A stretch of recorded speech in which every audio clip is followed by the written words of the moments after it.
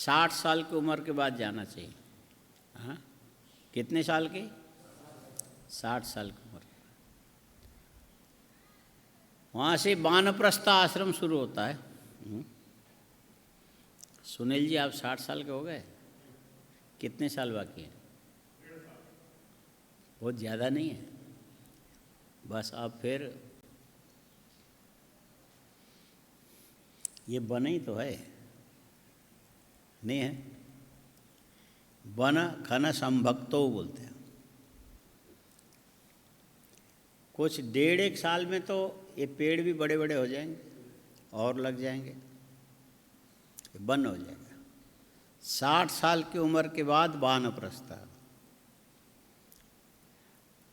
और वन में प्रस्थान करके क्या करना चाहिए? तो बोले फल मूल कंदमूल खा करके रहे, अन्न न खाए। यहाँ तो हर चीज़ को कंदमूल ही समझ लो, जो भी खा रहे हैं। हाँ, ये हलवा भी तो कंदमूल ही है, नहीं है? आज क्या था? हलवा था। इसको अन्न बोलते हैं, जो ऊपर फलता है उसको अन्न बोलते हैं, और जमीन के नीचे जो फले उसको मूल बोलते हैं, कंदमूल बोलते हैं। और केवल कंद और फल खा करके जंगल में रह करके 60 साल से लेके पूरे 40 साल की उम्र बिता देवे, उसको जैसे ब्रह्मलोक की प्राप्ति होती है, ठीक वही फल मिलेगा। किसको बोले? यो अधीते ऋचाम एकाम फलम स्यात् तत्समम मुने। 40 साल में जो काम आप कर सकते हो, एक दिन में एक मंत्र का अध्ययन करो, उतने ही फल मिल जाएगा। देखो शिक्षा का कितना बड़ा फल है। एक मंत्र एक दिन यदि कर लोगे तो ये तुम्हें 60 साल जंगल में रह करके फल मूल खा करके तपस्या करने का जो फल है, एक वेद की ऋचा अध्ययन करने से हो जाएगा। जो तुम लोग रोते हो कैसे पढ़ें, क्या करें, इतना बड़ा फल बताया। श्रुतेरध्ययनात् पुण्यम यदाप्नोति द्विजोत्तम तथाध्यापन तश्चापि द्विगुणम फलमश्नुते। व्यास जी ने कहा, सनत कुमार जी एक बात बताओ, एक होता है अध्ययन, एक होता है अध्यापन। अध्यापन माने पढ़ाना, अध्यापन माने पढ़ाना, और अध्ययन माने स्वयं पढ़ना। बोले दो में से कौन बड़ा है, किसका महत्व ज़्यादा है? श्रुतेरध्ययनात् पुण्यम यदाप्नोति द्विजो। 40 साल तपस्या करने से जो पुण्य की प्राप्ति तुम्हें होगी, एक मंत्र के अध्ययन करने से उतना ही पुण्य तुमको ऐसे बैठे बैठे मिल जाएगा। कितना सरल है ये। और एक मंत्र से जो तुम्हें फल मिलेगा, उतना ही एक मंत्र यदि दूसरे को पढ़ाने लग जाओ तो उसको डबल फल मिलेगा। लो, कितना हो गया? 40 साल तक जंगल में रह करके पत्ते फल कंदमूल खा करके जो जीवन निर्वाह करे, हाँ, उसको जैसे ब्रह्मलोक की प्राप्ति मानी गई है, वही काम एक मंत्र का अध्ययन करने से तुम्हें ब्रह्मलोक की प्राप्ति होगी। और यदि वही एक मंत्र दूसरे को अध्यापन करने लग जाओगे तो ये जो एक मंत्र अध्ययन करने का डबल फल है। 80 साल जंगल में श्रद्धा तप की उपासना करने से जो फल मिलेगा, वो तुम्हें एक मंत्र दूसरों को अध्यापन कराने से मिलेगा। ये शिक्षा का महात्म्य है। ये शिक्षा का महात्म्य कभी कम नहीं होने वाला है। हाँ, इसीलिए पढ़ने लिखने वाले कितना खर्चा करते, कोई हिसाब है? जिसके पास जितने पैसा है बच्चों की पढ़ाई में उतना ही खर्चा कर देते हैं। हाँ, सामर्थ्य न हो तो ठीक है, ये जो सरकारी स्कूल में भेजो, टाइम पास करके आ जाएंगे। घर में हल्ला मचाने से तो कम से कम वहीं पर मारामारी करेंगे, इतने देर बच गए। लेकिन अच्छी पढ़ाई के लिए तो खर्चा करना ही पड़ता है ना। तो शिक्षा का महत्व इतना बताया कि पढ़ने से पढ़ाने में डबल फायदा। 80 साल तपस्या करने का जो फल है, एक मंत्र अध्यापन कराने से मिल जाएगा।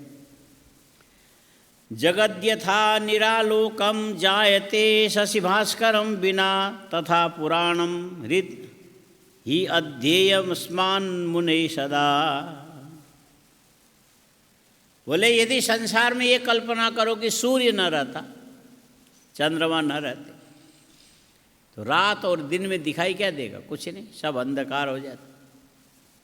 सूर्य के चंद्रमा के बिना जैसे जगत अंधकारमय बन जाता है, ठीक इसी प्रकार ये पुराण शास्त्र यदि नहीं बना होता, दुनिया ज्ञान से वंचित हो जाती।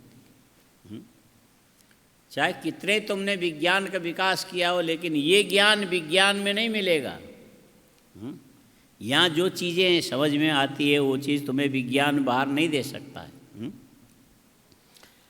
इसीलिए समझो, सूर्य चंद्र के बिना संसार अंधकार में लीन हो जाता है, वैसे पुराण के बिना मनुष्य के मन के अंदर का बुद्धि में जो ज्ञान होना चाहिए वो ज्ञान नहीं रह जाता, अंधकारमय हो जाता।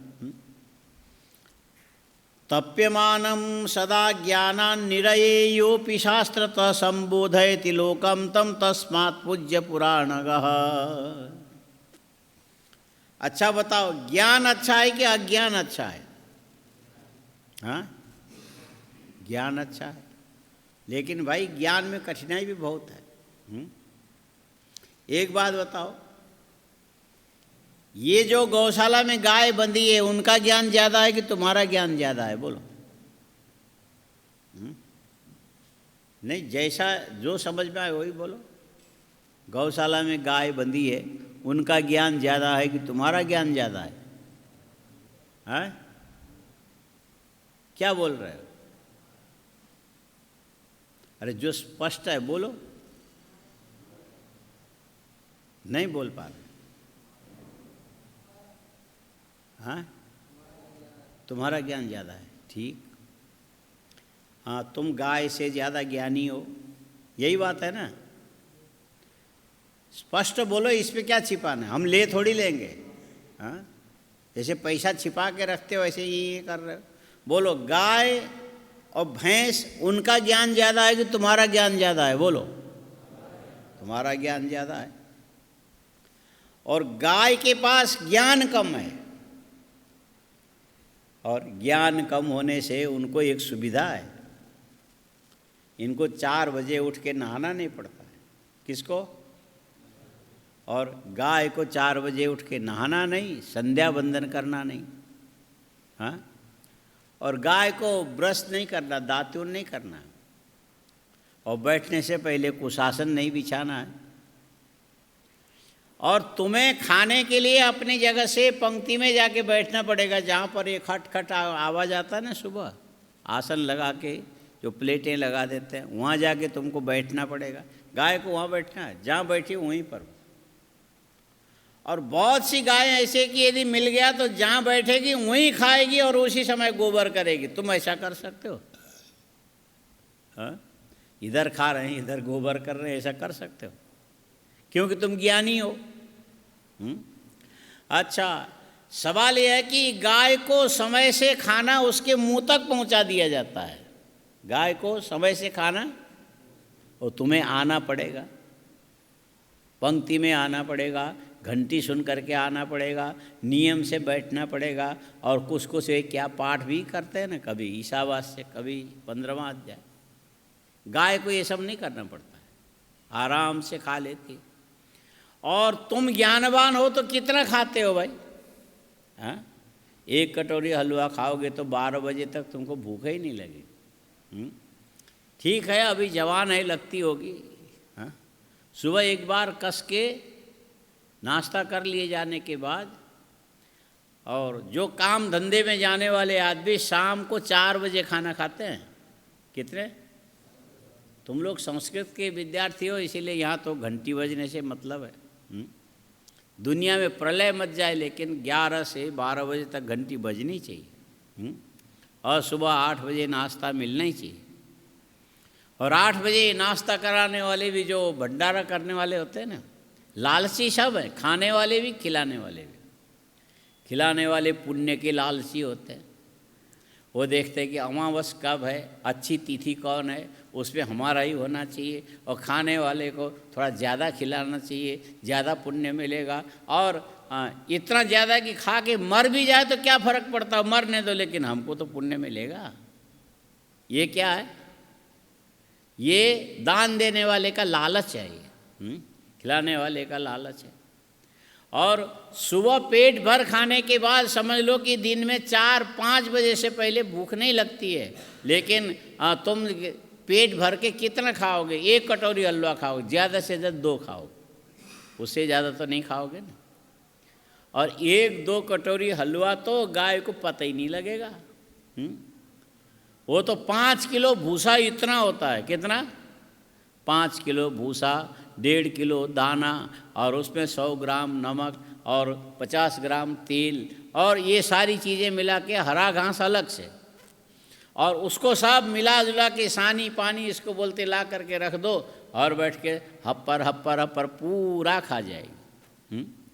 और उसमें ज़रा से 5 किलो से कम यदि हुआ तो गाय के जो पीठ के नीचे का जो हिस्सा है ना पेट का, वो थोड़ा लटका हुआ मिलेगा, खड्डा सा मिलेगा। और देखा ही ये जाता है कि गाय पालने वाले, भैंस पालने वाले ये देखते हैं उसका पीठ के साथ उसका पेट बराबर है कि नहीं। यदि बराबर है तो समझ लो उसका खुराक पूरा हुआ। ये बराबर करने के लिए एक टाइम में सब चीज़ें मिला करके 10 से 15 किलो चाहिए। कितना? 10 से 15 किलो चाहिए। तुम चने की दाल खाते हो और गाय चने की छिलका खाती है। तुम चने के दाल बना के खाते हो, उसके जो बचा हो चूरी है गाय उसी को खा लेगी। तुमको आटे की रोटी चाहिए और गाय को खाली दलिया और चोकर जो छान करके बचता हो सब मिला जुला करके दे दो, हप्पर हप्पर खा के इतना बड़ा पेट करके आराम से बैठ जाएगी। और बैठने के बाद सुबह जब बाल्टी लेके जाओगे तो 6-7, ये तो ठीक है देसी गाय की बात कर रहे हैं। पहले हमारे हरिद्वार में सबसे ज़्यादा दूध वाली गाय हम अजमेर से ले गए थे। कहाँ से? अजमेर से हरिद्वार ले गए। तो वो एक टाइम में 12 लीटर दूध देती थी। हाँ, माने 2 बाल्टी 6-6 लीटर की 2 बाल्टी लेके बैठना पड़ता था पूरा। शाम को भी 12, कितने हो गए? 24। और दिन में चिल्लाने लगती थी, एक बार और निकालना पड़ता था, उसमें 6 लीटर दूध और निकलता था। 30 हो गया ना। अच्छा, और जो 30 लीटर दूध देने वाली जो गाय उसको खिलाना भी खूब चाहिए। और एक दिन वो गाय बैठे बैठे बैठे धड़ाम से गिर गई। तो लोग चिल्लाते हुए आए, स्वामी जी बड़ी वाली गाय गिर गई। मैं समझ गया, तुम लाओ गुड़ घोलो पानी में। तो पानी में गुड़, चीनी और नींबू इत्यादि घोल करके जब दिया उसके मुंह में, उठ के पी गई। जैसे उसने 2 बाल्टी पानी माने चीनी के साथ मिला हुआ पिया तो उठ के फट से खड़ी हो गई। मतलब समझ में आया? माने 30 लीटर दूध देने वाली जो गाय के शरीर के अंदर से कैल्शियम की मात्रा निकल के जाती तो उसमें से शुगर भी नीचे आ जाता है। और शुगर ग्लूकोज बोलते हैं इसको। ये यदि मस्तिष्क को न मिले हर प्राणी धड़ाम से नीचे गिर जाए, चक्कर आएगा, यूं करके गिर जाएगा।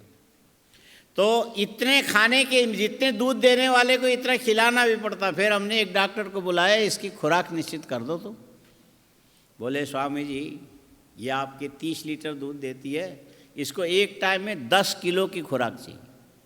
5 किलो भूसा होना चाहिए, 5 किलो इसमें दाना होना चाहिए, इतने इसमें कैल्शियम होना चाहिए, इतने इसमें नमक होना चाहिए, और इसके साथ साथ इसमें तेल की मात्रा भी होनी चाहिए। तब जा कर के इसका दूध इतना देने के बाद ये गाय बराबर स्वस्थ रह सकती। उससे कम होगा तो गिर जाएगी।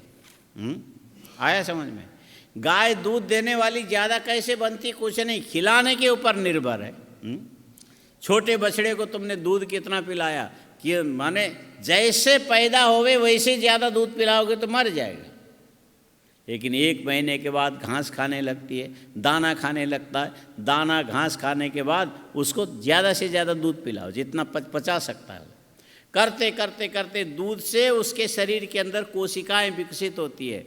और 6 लीटर दूध वाले गाय का जो बछड़ा है उसको यदि 2 महीने के बाद 2 स्तन का पूरा दूध उसको यदि पिलाओगे, उसका जो बच्चा होगा वो आगे चल के ये स्वयं भी 6 की जगह 8 लीटर दूध वाला बन जाएगा। उसका जो बच्चा होगा उसको भी ऐसे ट्रीट करोगे तो ये जा कर के 10, 15, 20 इसी ढंग से 6 पीढ़ियों में जा कर के एक गाय को 6 लीटर से बढ़ा के छठे पीढ़ी में ले जा कर के तुम 20 लीटर तक ले जा सकते। सब उसके ट्रीट करने के तरीके हैं। हाँ, और साँड़ बढ़िया देखना, उसके भी वही ट्रीट करना जैसे गाय को करते हैं। इस ढंग से धीरे धीरे ज़्यादा दूध वाली। अच्छा, सवाल है कि ये गाय में ज्ञान नहीं है, गाय में ज्ञान नहीं, लेकिन ज्ञान न होने पर भी डॉक्टर वहीं आता है, इंजेक्शन लगाता है, दवाई देता है, खुर पकने के वैक्सीन लगाता है, गला रोकने के वैक्सीन लगाता, और ये मुंह में जो एक बीमारी होती है उस 3, 4, 5 वैक्सीन लगते पूरे साल में। हाँ, तब जा कर के वो। अच्छा, सवाल है कि आदमी बड़ा बुद्धिमान ज्ञानवान है, लेकिन इतनी सेवा आदमी की होती है? नहीं होती है। और गाय को ज्ञान नहीं है, उसकी इतनी सेवा होती है। अच्छा, ज्ञान, दूध भी 30 लीटर दूध कम नहीं होता है भाई। 30 लीटर दूध कम होता है क्या? 30 लीटर का मतलब 60 रुपया लीटर, कितना हो गया? हाँ, 60 रुपया लीटर कितना हो गया? अरे 50 होने से 1500 हो गया। हाँ, 50 होने से 1500। ठीक है।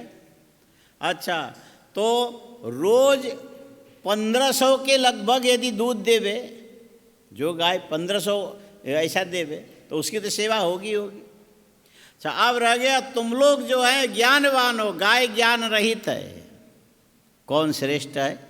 हाँ, ये जो 30 लीटर दूध देने वाली गाय अच्छी है, या खाली दोनों 3 टाइम खाने वाले विद्यार्थी अच्छे हैं? कौन अच्छे हैं? हाँ, कौन अच्छा? ज्ञानी अच्छा है कि अज्ञानी अच्छा? ठीक है, ये सारे गाय पूजनीय है और देवलोक तक ले जाने वाली है, और इसको तुम्हें गौ की सेवा करने वाले को स्वर्ग मिलेगा। लेकिन जिस गाय की हमने सेवा की वो गाय मर करके स्वर्ग गई कि नहीं, बताया नहीं जा सकता है। हाँ, वो गाय मर करके स्वर्ग गई कि नहीं, ऐसा नहीं बताया जा। तुम्हें स्वर्ग देने वाली हो सकती, लेकिन वो गाय स्वयं स्वर्ग जाएगी इसकी कोई गारंटी नहीं है। वो तो जीव है, भोग योनि है, खाली गाय बन करके आई, तुम्हारे लिए पूज्य है, लेकिन वो स्वयं अपने आप में वो मर करके ब्रह्मलोक जावे, ऐसा नहीं हो सकता। आया समझ? और दूसरी बात यह है कि गाय जो है बोल नहीं सकती। हाँ, क्या करेगी? प्यास लगने पर भी खड़ी रहेगी, भूख लगने पर भी खड़ी रहेगी, शरीर में खुजली होने पर भी खड़ी रहेगी, और उसको गर्मी लगेगी तो भी पड़ी, एक शब्द नहीं बोल सकती। और तुम तो देख सकते हो, देखती गाय भी है, लेकिन देखने के बाद बोल नहीं सकती। तुम देखते हो, बोलते हो, सुनते हो, समझते हो, ध्यान रखते हो, कौन अच्छा है? ज्ञानवान होना अच्छा है कि गाय जैसा मूर्ख होना अच्छा है? बोलो। इसीलिए ज्ञान की उपेक्षा करने वाले को पढ़ाने वाले गुरुजी कहते तू तो एकदम सीधे बैल है। हाँ, माने पुराने गुरु लोग ऐसा बोलते थे, ओ बच्चिया का ताऊ तुमको मैं कितना समझाऊं। हाँ, समझ में आया क्या बोलना चाहिए? हाँ, बोल, क्या बोलेगा? हाँ, बोल तो, ओ बच्चिया का ताऊ ऐसा बोलना चाहिए। ठीक, माने अर्थ समझ में आया? हाँ, बच्चिया का बाप कहेगा तो बैल, और ताऊ माने थोड़ा और पुराना बुढ़ा बैल। तो बुढ़ा बैल जैसी बुद्धि वाला है, उससे ज़्यादा बुद्धि वाला नहीं है। काशी में जो पुराने पंडित जो पढ़ाया करते थे विद्यार्थी को, जिसको कुछ समझ में ना आवे उसको बोलते हैं ये बच्चिया का ताऊ है। हाँ, क्या बोलना चाहिए? ये बच्चिया का, ये बच्ची, ये पंखा देख के समझ के चलाओ, नहीं तो फिर अभी बच्चिया के ताऊ बन जाओगे। और कई आवाज़ करते उधर उसमें, ये दूध अपने हाथ से सारा काम मत किया करो समझे बिना। तो ज्ञान ही 84 लाख योनियों में सबसे श्रेष्ठतम तत्व है जो मनुष्यों को प्राप्त है। हाँ, ज्ञान किसको प्राप्त है? मनुष्यों को प्राप्त है, और योनियों में ज्ञान नहीं है। और ये ज्ञान भी पुराण ज्ञान जो है ये सर्वश्रेष्ठ ज्ञान है। ये कैसा है?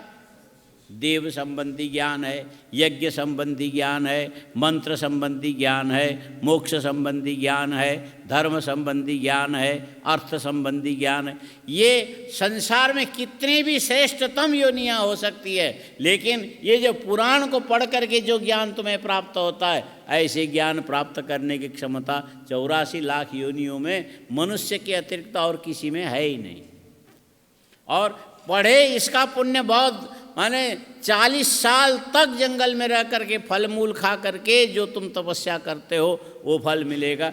एक मंत्र वेदों का अध्ययन करोगे और वही एक मंत्र दूसरे को यदि अध्यापन कराते हो तो तुम्हें 80 साल तक तप करने का फल मिलेगा। इसीलिए पुराण का ये महात्म्य है। 84 लाख योनियों में ज्ञान केवल मनुष्य को है, पुराण समझने की क्षमता मनुष्यों के अंदर है। और वो भी पढ़ना और समझना अलग चीज़ है, समझाना डबल फल देने वाला है। इसीलिए 40 साल 80 साल की तपस्या का फल एक मंत्र अध्ययन करके दूसरे को अध्यापन कराओ, उतना फल की प्राप्ति तुम्हें हो जाएगी। जगद्यथा निरालोकम जायते शशि भास्करम बिना तथा पुराणम ही अध्येयम अस्मान मुने सदा। जैसे सूर्य और चंद्रमा के बिना सारा जगत अंधकारमय होता है, वैसे ये 18 पुराण संसार में यदि नहीं होते दिव्य ज्ञान किसी को मिलता नहीं। इसीलिए ये बहुत बड़ी चीज़ है। तप्यमानम सदा ज्ञानान् निरयेयोपि शास्त्रतः संबोधयति लोकम तम तस्मात् पूज्य पुराण।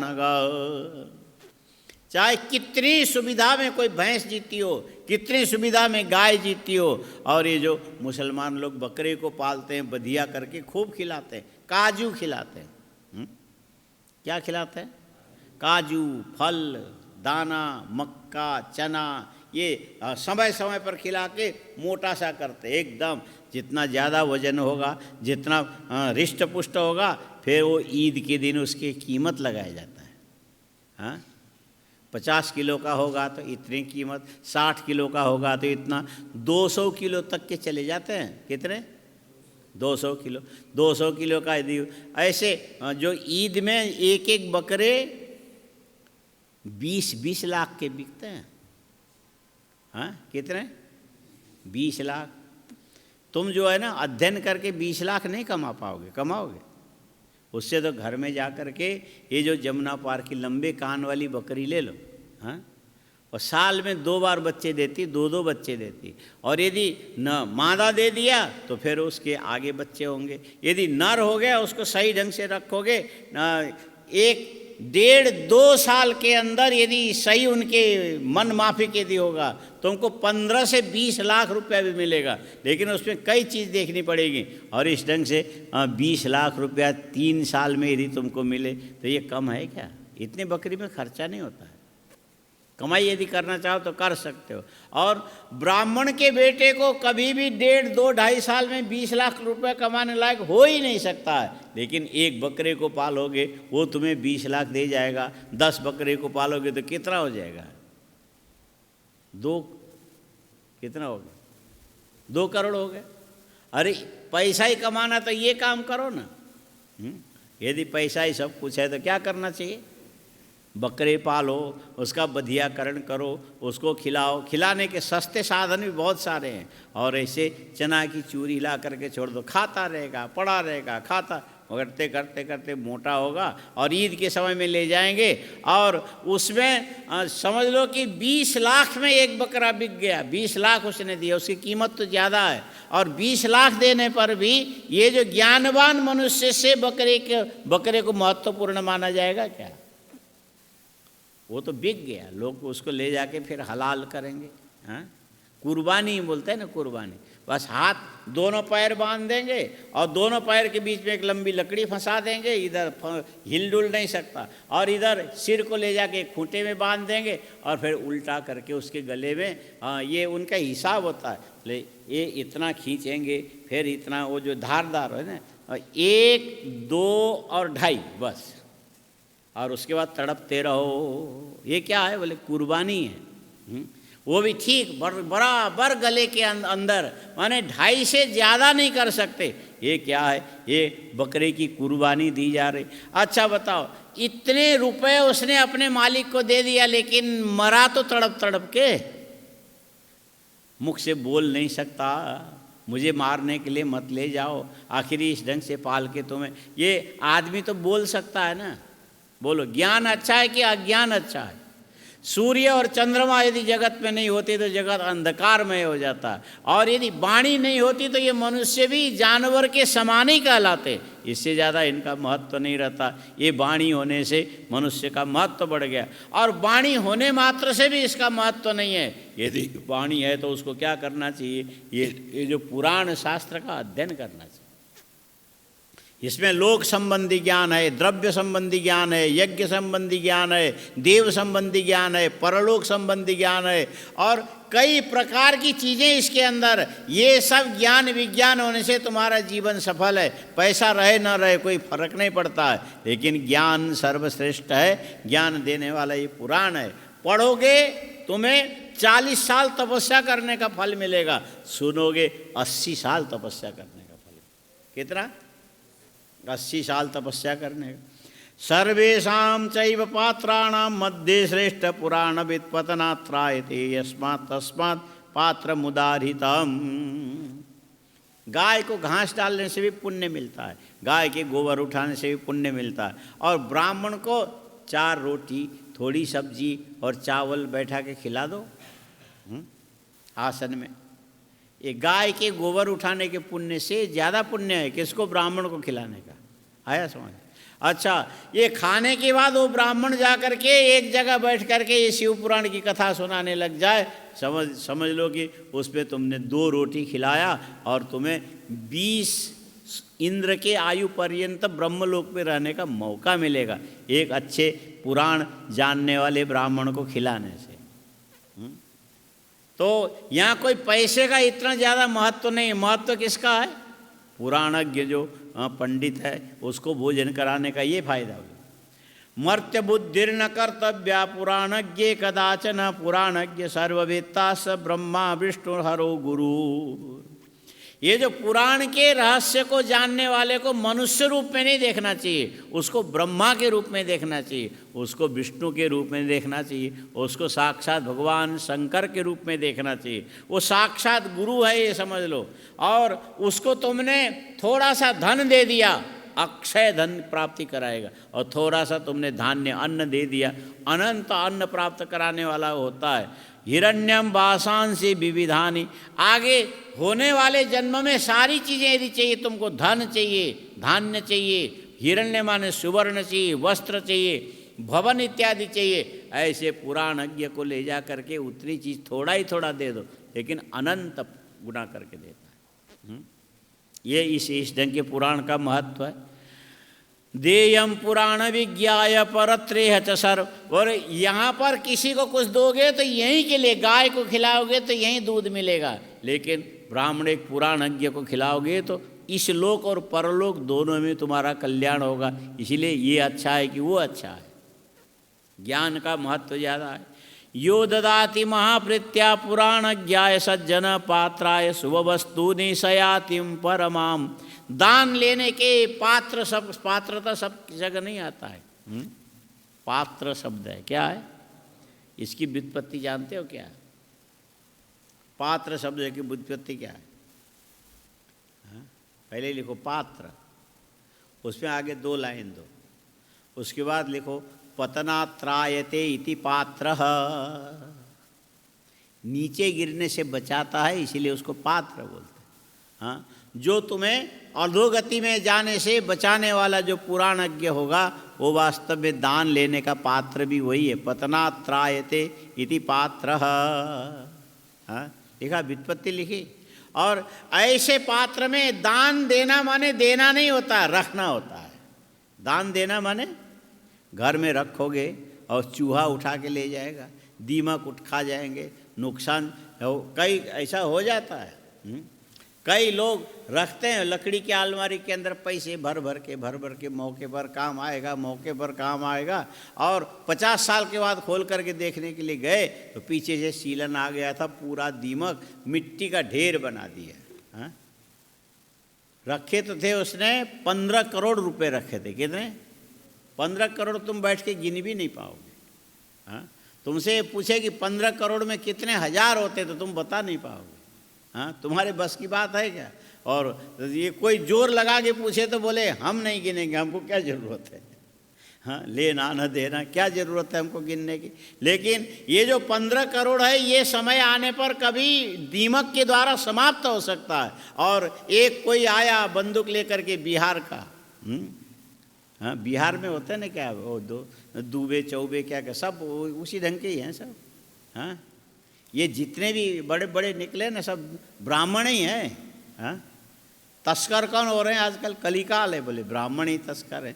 और अपहरण करने वाले, किडनैप करने वाले, फलाना करने वाले, ये इनके पास भी पैसे तो बहुत होते हैं, लेकिन जीते रहेंगे कि मर जाएंगे एक दिन, और मरने के बाद ले जाएंगे कि छोड़ के जाएंगे। हाँ, क्या करेंगे? अच्छा, और ये सारी चीज़ें यहीं छोड़ के जाना। और यदि तुमने धन, धान्य, हिरण्य, वस्त्र इत्यादि यदि पुराणज्ञ किसी अच्छे उपदेश देने वाले को तुमने दे दिया तो समझ लो दिया नहीं है, तुमने रखा अपने लिए। इसका विनाश कभी नहीं होता, वहाँ दीमक नहीं लगेगा, चोर नहीं ले जाएगा, डाकू नहीं ले जाएंगे, राजा नहीं छीनेगा, और ईडी वाले भी नहीं आएंगे, छापा भी नहीं पड़ेगा। ये तो तुम्हारे मरने के बाद लाखों जन्म तक तुम्हें आगे दे दिलाने वाला होने से उसको पात्र बोलते हैं। सुरक्षित रखने की जगह इस प्रकार का दान है। हाँ? सुरक्षित रखने की जगह ऐसा दान है। पुराणज्ञाय सज्जन पात्राय शुभ वस्तूनि सयाति परमां गतिम महिम गांबा चंदनाश्च गजानश्च शोभनान य प्रयच्छति पात्राय तस्य पुण्यफलम शृणु। बोले ऐसे जो शास्त्र ज्ञान रखने वाले आदमी को भूमि दान करो, गौ दान करो, रथ दान करो, हाथी दान करो। हाथी का भी दान होता है। गाय दान पूंछ पकड़ करके करते हैं, और हाथी का उसके दांत पकड़ के दान किया जाता है। हाँ, हाथी दान करेंगे तो दांत। और ये जो कुत्ते का दान कहीं लिखा हुआ नहीं है, लेकिन लोग बड़े शौक से पालते हैं। अब वो दान देते समय क्या पकड़ के देते होंगे? सांकल पकड़ते होंगे। और गाय दान की जाती है पूंछ पकड़ के। हाँ, क्या किया जाता है? और हाथी दान किया जाता है, दांत पकड़ के संकल्प करते। उसके पूंछ पकड़ने जाओगे, हाथी पीछे एक पैर उठा के मार दिया तो तुम तो जा करके 150 मीटर भी गिरोगे, फिर उठने लायक भी रहोगे कि नहीं रहोगे पता नहीं। और दांत पकड़ के, क्योंकि वहाँ पर खिलाते रहो तो हाथी दान भी होता है। अक्षयान सर्व का। और ये यदि कोई पुराणज्ञ को इतनी सारी चीज़ें तुमने दान में यदि दे दिया तो आने वाले जन्म में कहते अक्षय। अक्षय का मतलब है इतनी भूमि की तुम अपनी भूमि को माप भी नहीं सकते हो। घूम घूम के मेरे पास कितनी जमीन है तुम माप नहीं सकते हो।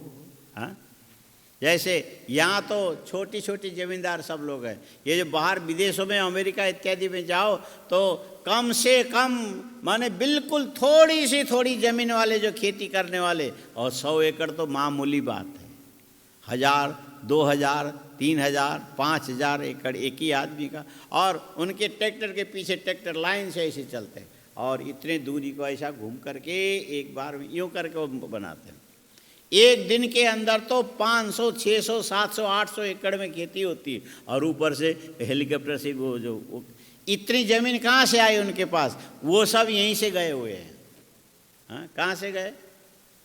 यहाँ से गए। यहाँ से गए का मतलब ये सरदार तो वहीं पैदा हुए, लेकिन यहाँ के लोग भी वहाँ जमींदार हैं। सच में वहाँ जो बड़े बड़े ज़मीन को लेकर के मालदार बन करके जो बैठे हैं, ये पहले उन्होंने भारतवर्ष में जन्म लेकर के किसी पुराणज्ञ को थोड़ा सा ज़मीन दान किया था, तो वहाँ जाके इतने बड़े हो गए। आगे कुछ होना चाहते हो तो ये काम करो।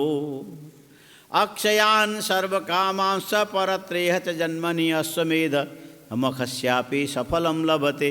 माने योग्य पात्र को दिया जाने वाला जो दान है वो अश्वमेध यज्ञ की बराबरी करता है, उससे भी ज़्यादा फल देता है। महिम ददाति यस्तस्मै कृष्टां फलवतीं शुभां सतारयति वै वंशान दश पूर्वान दशापरान। और किसी ने पहले ज़मीन खरीदी, उसके बाद खेती किया, खेती करने के बाद ये जो फल पकने को तैयार हो गया और एकदम पकते समय ले जा करके किसी ब्राह्मण को ये लो, ये ज़मीन हमने मिट्टी ले करके संकल्प करके आपको दे दिया, यदि इतना काम तुमने किया तो फल क्या मिलेगा? बोले तुमको तो जो मिलेगा मिलेगा, इसी लोक में तुम्हारे पुत्र पौत्र प्रपौत्र ऐसा करके गिनती करते चले जाओ, 10 पीढ़ी तक कोई दरिद्र नहीं रहेगा। और जो पीछे मर गए उनका क्या होगा? वो भी जहाँ जन्म लेंगे उनके भी 10 पीढ़ी तक कोई कम नहीं रहेगा। हाँ, ये दान देने में यदि कंजूसी किया तो फिर आगे तुम ऐसे ही निकलोगे। हाँ, शाम को क्या खाएंगे, सुबह क्या खाएंगे, बस बाद में तो फिर तुमको यही करना पड़ेगा। वो जो बिहार में कहते हैं ना, तसलवा तोर की मोर जेकर हाथ में जोर है। हाँ, बिहार में जो है ना ये बदमाशी होती है खूब। और कोई आदमी बेचारा भोजन बना रहा है, दाल उबाल रहा है और उसमें ले जाके अपना नमक डाल दिए और उसके बाद डंडा लेके बैठ गए, ये दाल मेरा है। कैसे तेरा है? दाल तो मैं बना, नमक मैंने डाल दिया। यदि तेरा दाल है तो ऐसा कर, नमक इसमें से अलग कर, मेरा नमक इसमें है। और खा पी करके कहेगा कि ये बर्तन जूठा तू मांज, तुमने खाया तो हम क्यों मांजें? बोले तेरा तसला है तुम मांज। और मांज मूझ के रखे, फिर डंडा लेके बोलेगा मेरे झोले में रख। बोले क्यों? तसलवा तुम्हारा। अरे तसलवा तोर की मोर, बोले जेकर हाथ में जोर। जिसके हाथ में जोर उसी का, जिसकी लाठी उसकी भैंस। ये सारा लूट मार क्यों करना पड़ता है? इसीलिए कि पहले जन्म में ये जो लूटने वाला भी पहले जन्म में उसने दान नहीं दिया किसी का, और ये जो लेने वाला भी, लुटवाने वाला भी और लूटने वाला भी, ये पूर्व जन्म से लेके अब तक दान में आस्था न रखने वाला होने से असुरक्षित जीवन जीता है। न यज्ञ तुष्टि मायाति देवा प्रोक्षण कैरपि बलि भी पुष्प पूजा वीर यथा। और साथ में सनत कुमार कहने लगे इतनी जमीन खरीदो, खेती करो, उसके बाद कोई पात्र खोजो, उसके बाद उसको देने के लिए जाओ, बड़ा कठिन काम है, ये सब होता नहीं है। इसीलिए याद रखना, यज्ञ से इतने संतुष्ट देवता नहीं होते हैं, प्रोक्षण से इतना प्रसन्न नहीं होते हैं, उपहार देने से तो इतने प्रसन्न नहीं होते। और प्रसन्न कैसे होते? किसी देवता आयतन में मंदिर में बैठ करके पुराण का वाचन करो, ये सब किए जाने वाले कर्म का फल इतने से मिले। मंदिर में बैठ करके भगवान शिव मंदिर में बैठ करके शिव पुराण पढ़ो, ये सब भूमि दान, हिरण्य दान, धन दान, धान्य दान, सबका फल एक ही दे देगा ये बैठ करके। वैसे है भी, एक पंडित जी थे और मंदिर में बैठे बैठे सबको पुराण सुनाते थे। क्या करते थे? पुराण सुनाते थे। और इतने में अंदर से पंडित का लड़का आया, वो खेती करता था, बड़ा पुराण सुना करके बैठ रहे हो और बारिश हो गई, अब इसमें फसल बोने का समय आ गया और इधर हल टूटा हुआ है, छोड़ो ये पुराण, हाँ बाजार से हल खरीद के लाओ, नहीं तो खेती नहीं होगी। तो पंडित जी बोले चुप रहा मूर्ख कहीं का, तू भी बच्चिया का ताऊ है पूरा। अरे पुराण से क्या क्या नहीं होता, फिर पुराण ही खाते रहो, ये खेती तो होगी नहीं, हल तो टूटा पड़ा है, कल देखना क्या होता है, क्या होगा, कहीं से तुम्हारे पुराण से हल आ जाएगा, हम देखते हैं। और बैठे और काफ़ी लोग आते थे पुराण सुनने के लिए बैठे, और पंडित जी ने मिला मुल्लों के बताया, बोले व्यासाय व्यासपुत्राय यो दद्यात् खादिरम हलम तस्य पुण्य प्रभावेन स्वर्गे झल्लरी मल्लरी। कौन बोला? पंडित जी क्या बोलते हैं? जो कथा सुनाने वाले व्यास अथवा व्यास के पुत्र को खैर के लकड़ी की बनी हुई जो हल ला करके देता है, उसके मरने के बाद स्वर्ग में जब वो चला जाएगा, वहाँ तो ध्वजा पताका सजा हुआ रहेगा, गाजे बाजे से उसका सत्कार होगा। ये सुना तो दूसरे दिन जितने सुनने के लिए आ रहे थे सब लोग एक एक मोटा मोटा हल ले करके आए, पंडित जी के घर में ढेर लगा दिया। पंडित जी कहने लगे, ओ मूर्ख बैल जैसा ब्राह्मण का लड़का, लेकिन तू बसिए का ताऊ है, ज्ञान से देखो ये सब आया कि नहीं। जब ये सारी चीज़ें ज्ञान से हो सकती है, यदि निष्ठापूर्वक इसको भगवान के मंदिर में बैठ करके पुराण का वाचन यदि भगवान को सुनाओगे, तुम्हारे माने मोक्ष पर्यंत फल देने वाला ये होता, अन्य कर्म इतने फल देने वाले नहीं होते। शंभोरायतने यस्तु कारयित धर्म पुस्तकम विष्टुर अर्कस्य कस्यापि शृणुतस्यापि तत्फलम। सूर्य मंदिर के सामने कोई यदि पुस्तकालय बनाता है, ये कभी लाखों जन्म में कभी भी वो आदमी दरिद्र नहीं होगा। क्या नहीं होगा? अज्ञानी नहीं होगा। पुस्तकालय बनाना चाहिए सूर्य मंदिर के सामने, भगवान विष्णु मंदिर के सामने। ये भी अपने आप में एक बड़ी चीज़ है। राजसूय अश्वमेधानाम फलमाप्नोति। ये राजा युधिष्ठिर ने राजसूय यज्ञ किया था और भगवान राम ने अश्वमेध यज्ञ किए थे, और भी कई बड़े बड़े लोगों ने किया। वो तो तुम कर नहीं सकते हो। खाली मंदिर में जा कर के पुराण सुनो, पढ़ो, इतने से तुम राजसूय अश्वमेध यज्ञ करने वाले का फल वैसे ही पा जाओगे। स्थित्वा कल्पशतान्यत्र राजा, माने ब्रह्मलोक में पुराण का निरंतर अध्ययन करने वाला व्यक्ति मरने के बाद ब्रह्मलोक में जाएगा और 100 कल्प तक ब्रह्मलोक में रह करके, 100 ब्रह्मा की आयु पर्यंत रह करके जब जन्म लेके आएगा या सम्राट राजा बन जाएगा।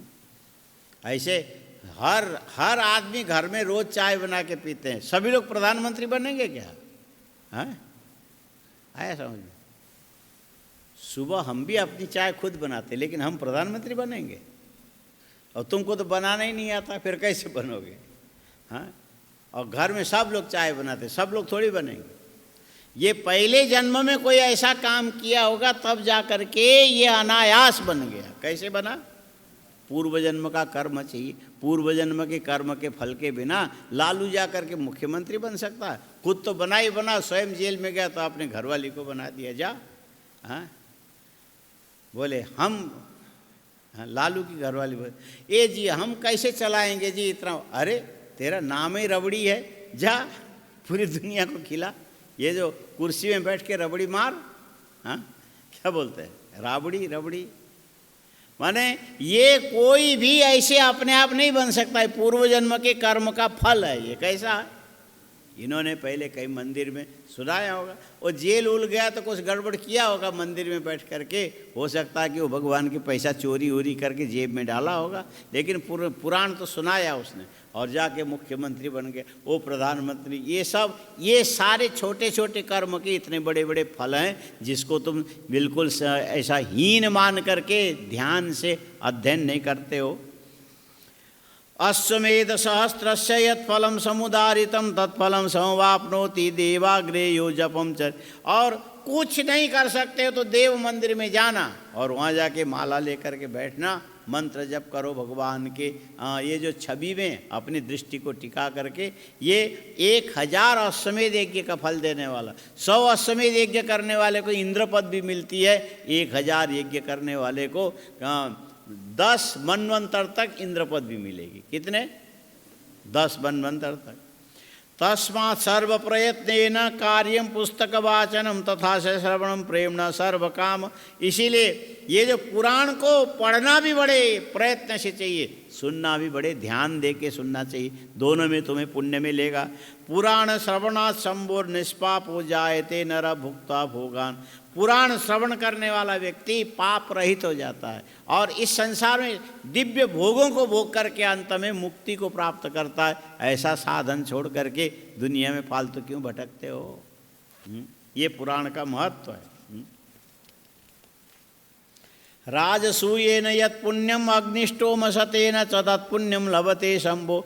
इसमें भी एक बात बताया कि राजसूय यज्ञ का जो पुण्य होता है और अग्निष्टोम 100 बार करोगे और उन सब का पुण्य मिलेगा। एक बार पूरा शिव पुराण सुन लो, ये सब का फल मिल जाएगा।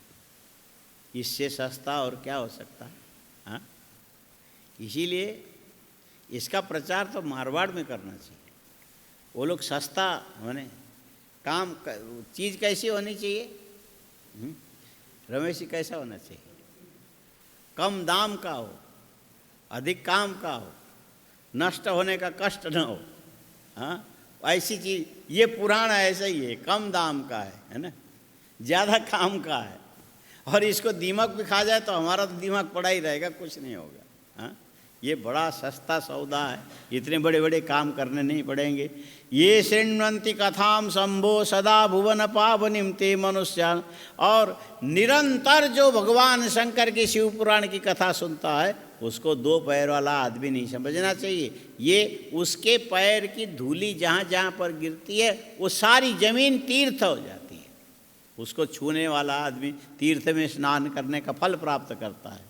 शृण्वतां शिव सत्कीर्तिम सताम कीर्तयताम चताम पादाम्बुज रजांसेव तीर्थानि मुनयो विदु।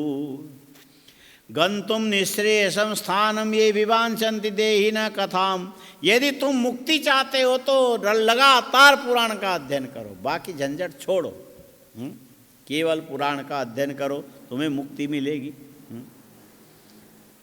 कथाम पौराणिकीं श्रोतुम यद्यशक्त सदा भवेत् नियतात्मा प्रतिदिनं शृणुयात् बाबु। यदि पूरा जो तुम्हारा पाप तुम्हें बैठ के सुनने नहीं देता है, यहाँ वो बाहर गेट में खड़े हो करके ऐसा देखोगे ये कथा कितनी देर चलेगी, ये बंद हो जाए तो फिर बाबा जी का आप जाके दिमाग खाएं, फिर उधर ही उधर निकल जाएंगे, फिर बाद में आके टोकरी भर बातें करें, जो ज़रूरत की है वो नहीं सुनेंगे। हाँ, इससे तो बचना चाहेंगे। आखिर ये सुन लोगे तो कौन सा तुम्हारा पैसा लगेगा। बोले सुनने नहीं देता, कौन सुनने नहीं देता, ये तुम्हारा पाप तुम्हें सुनने नहीं देता। यदि बैठोगे तो तुम्हारा पाप नाश हो जाएगा। पाप नाश हो जाएगा तो आखिर उसका भी तो धंधा बंद हो जाएगा। यमराज को तो कोई काम ही नहीं मिलेगा। सब लोग बैठ करके पुराण यदि सुनने लग जाएंगे, यमलोक पे कौन जाएगा, वो क्या करेंगे, फिर वो बेरोजगार हो जाएंगे। ब्रह्मा जी के पास जाके कहने लगेंगे हमारे नरक में अब तो कोई आता ही नहीं, यहाँ क्यों बेकार में हमको पटक के रखा है। पर उनके धंधे को चलाने के लिए तुम्हारी बुद्धि में उनका जो व्यामोह चलता है, उनके माया चलती है, जिसके चलते ये सुनने में तुम्हारा मन कभी लगता नहीं है। कथाम शैवी मुहूर्तम वा तदर्धम वा क्षणम च वा ये शृण्वन्ति नरा भक्त्या न तेषां दुर। एक क्षण भी प्रतिदिन यदि पुराण का श्रवण करोगे आगे तुम्हारी दुर्गति होने वाली नहीं है। यत् पुण्यम सर्वदानेषु सर्वयज्ञेषु वा मुने शंभु पुराण श्रवणा तत्फलम निश्चलम भवेत। दुनिया में जितने यज्ञ हैं, जितने व्रत हैं, जितने तीर्थ हैं, जितने दान हैं, सबका मिला के जितना फल हो सकता है ये शिव पुराण बैठ करके सुनो, उतना फल ये अकेला है। थोड़ी देर के लिए सुनोगे तो भी इतना फल तुमको मिल जाएगा। क्या चाहिए भला। कलो दुर्मेधसाम पुंसाम धर्माचारोज्जितात्मनाम हिताय विदधे शंभु पुराणाख्यम सुधारसम। ये कली में मनुष्य की बुद्धि दूषित होती है, सही मार्ग में नहीं चलता है, उल्टे रास्ते में ज़्यादा चलता है। आदमी का दिमाग जो है ना, जो नहीं चाहिए उसमें खूब काम करेगा, जो चाहिए उसमें काम नहीं करता।